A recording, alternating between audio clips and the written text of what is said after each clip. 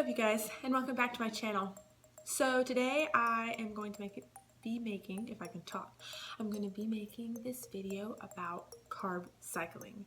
Yes, there are a lot of videos out there about carb cycling, so I figured why not make a video for my followers, for my subscribers, and tell you kind of how carb cycling has worked for me, but mainly just what carb cycling is in my own words.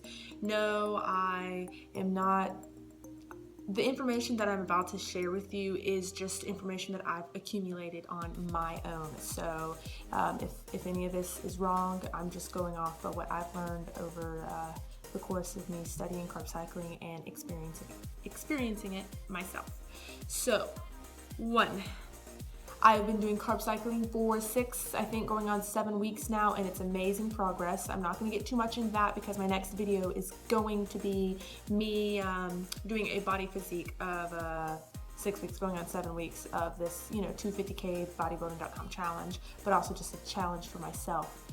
So that's been going amazing, and we'll do that in the next vlog. But I will go on now talking about carbs in carb cycling. So of course in carb cycling you need to know exactly what are carbs.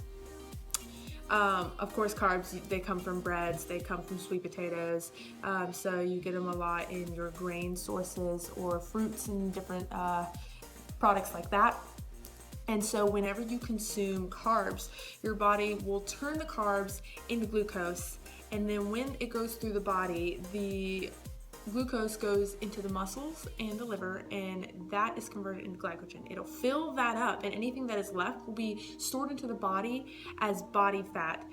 So it's storing it to be able to use that for energy later. So if your total calorie intake exceeds the output, any extra carbs, protein, and fat will be stored as body fat. So typically that's why whenever you're trying to lose fat, you want to be in a caloric deficit. So your body will be able to you'll be burning off anything that you've eaten. So then you'll be able to burn the fat. So in that case, when it comes to carb cycling, yes. When you don't eat any carbs, your body is going to use that fat as an energy source, and it's going to burn that fat. Now, of course, if you don't eat carbs for an extended period of time, because carbs is the number one source for energy source. So whenever you have no carbs, of course, your energy is going to drop dramatically. Whenever you deplete your body of carbs, you're gonna have different consequences when it comes to it. You're gonna have lower workout and effective workouts, lower energy during those workouts. So you won't be able to kill it like you used to because you're just gonna be so tired.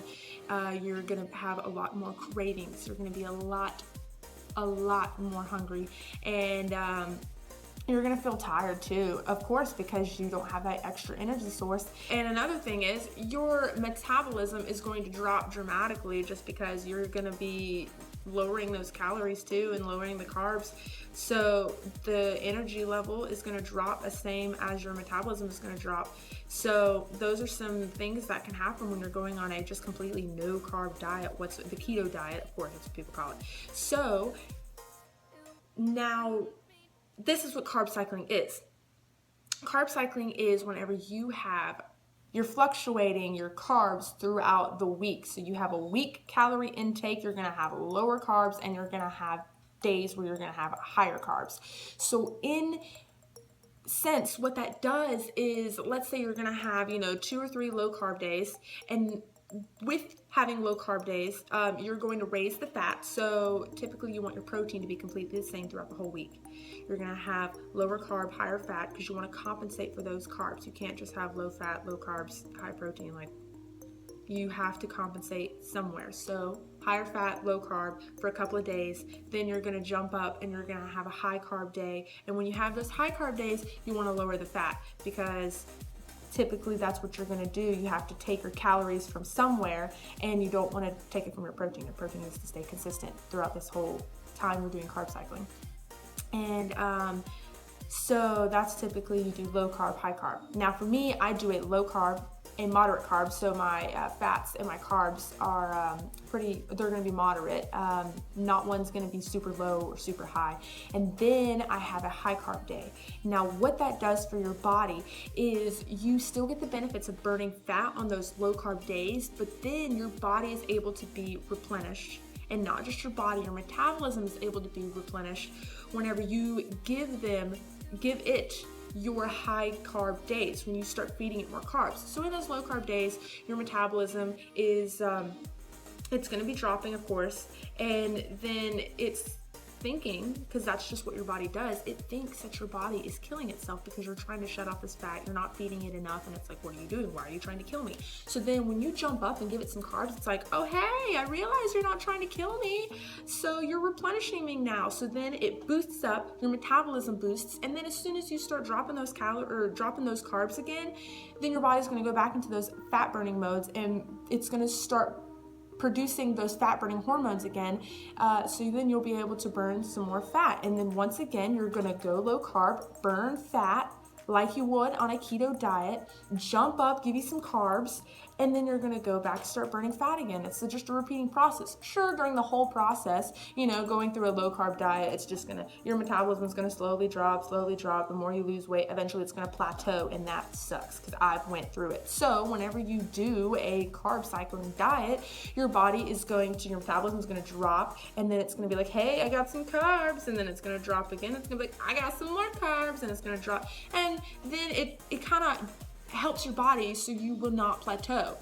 So of course, at times, eventually with your caloric deficit, you're gonna have to fluctuate your whole week's worth of calories and eventually do cuts or add cardio or do something to compensate, because eventually you will possibly hit a plateau. It's just inevitable. It's what happens. Me, at probably my 4th week, I hit a plateau, so I changed some things up. But how I figure it out, I will figure out what I want my whole calorie intake to be, my week intake to be.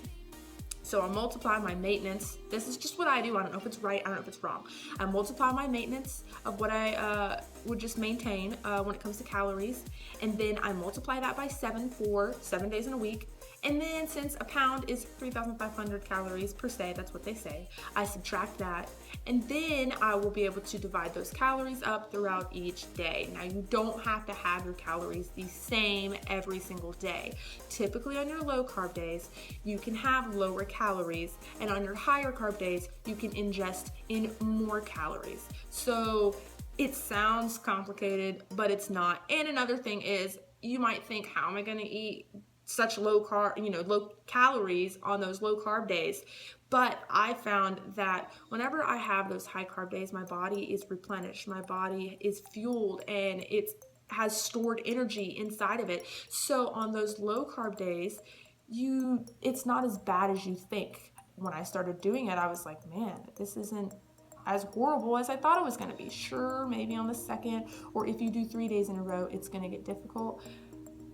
But that's the grind. That's how it works. But it's doable. It is doable. If you have a goal and you want to accomplish it, and this is something you want to try, I highly recommend it. So another thing is, you have to be friendly with the scale. Because whenever even if you use the scale, if you don't, that's fine, don't use the scale, whatever. But people who use the scale all the time and religious about weighing themselves every day or weekly or whatever, you have to be cautious.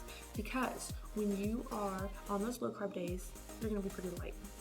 And then when you ingest those carbs on those moderate high carb or just one high carb day, however you do it, you're gonna gain water weight, because carbs are gonna hold that extra water. Those calories you ingested are gonna hold on to extra water. So you might have a pound or two of fluctuating weight. During carb cycling, you are gonna fluctuate a lot when it comes to weight. So if the scale is able to be thrown out the door, do it. Because when I first started doing it, sure, I weighed myself just as progress. I don't have a bad relationship with the scale, so it doesn't bother me. People who have problems with the scale, just make sure that it's not going to bother you, because it will fluctuate. That's just the name of the game. That's how it works when you're ingesting like 200 carbs on high carb day.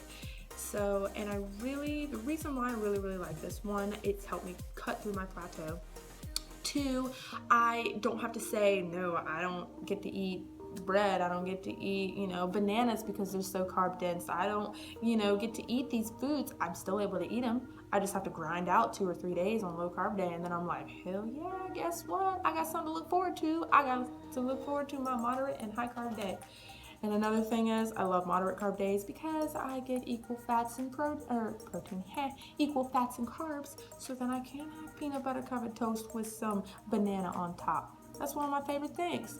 So it gives you also something to look forward to, which is amazing.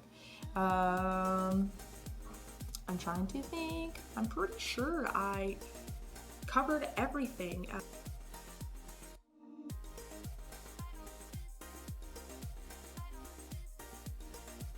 So my conclusion is, if you don't have a problem with the scale, if you feel like trying something new, if you've hit a wall, a plateau, do a little bit more research, figure out if this is something you really want to do, and then give it a shot.